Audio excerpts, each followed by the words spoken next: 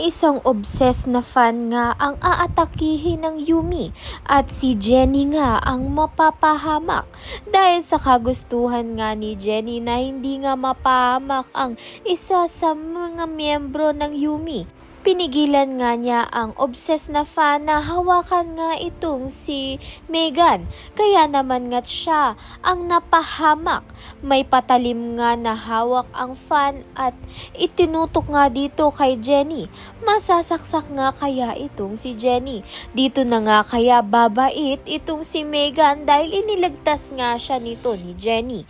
Sa kabilang banda naman nga prinotektahan nga ni Dara itong si Minchi. Dahil nga pinutakte ng mga fans niya itong si Minchi. Naalala nga ng mga fans ang nangyaring scandal sa Rosabelas noon na nagkaroon ng agawan sa boyfriend nga.